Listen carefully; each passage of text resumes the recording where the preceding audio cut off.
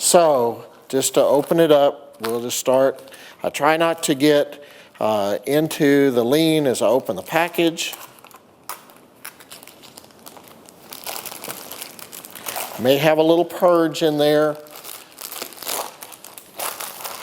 But if you look at this brisket, and remember where it comes from as you look at it, and it's part of the chest and that area of the animal, most of the fat's going to be on one side. There'll be a little bit in this area we'll work from, but if you look, there's always a hard area of fat, especially along the bottom side of the animal, the bottom side of the brisket, that we're going to trim quite a bit from. Now, one of the things that we talk a lot about is trying to trim the brisket to where everything on there is saleable.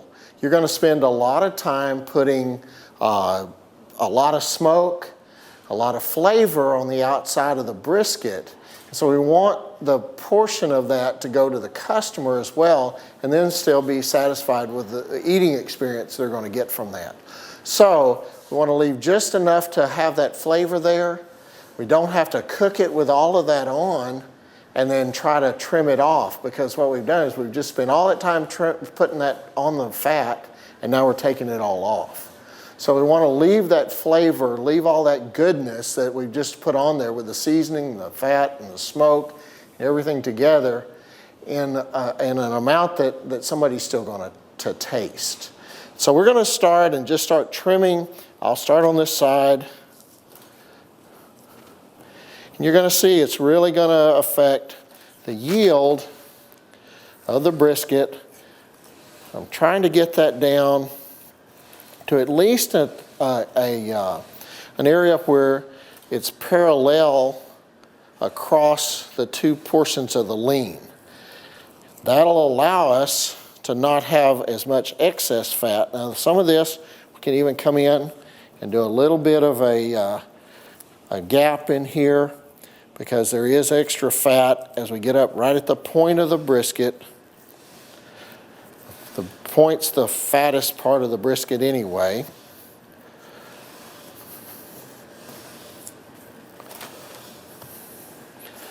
I don't think that I would worry about taking any of this fat that's here off. I would leave that absolutely just like it is.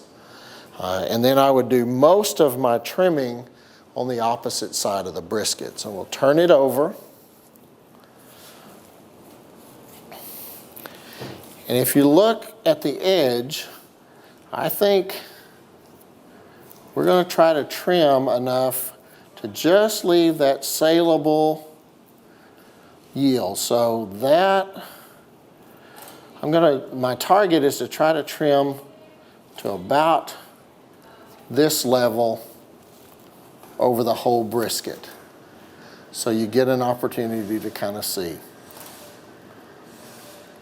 So I'll start working on that, but I wanted to kind of let you know, if you look at it from this side, you can already see I've almost trimmed that to what we would say down to the blue, but we're leaving a cover over that so it doesn't dry out. So we'll start trimming.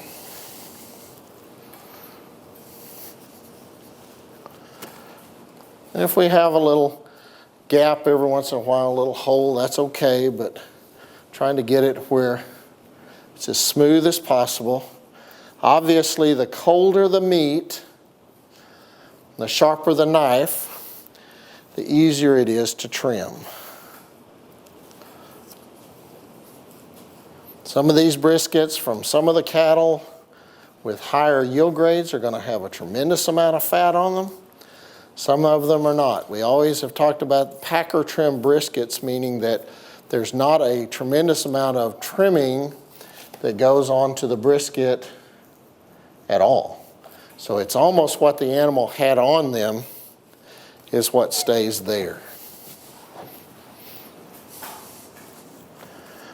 So go up toward the front of the animal to the point of the brisket.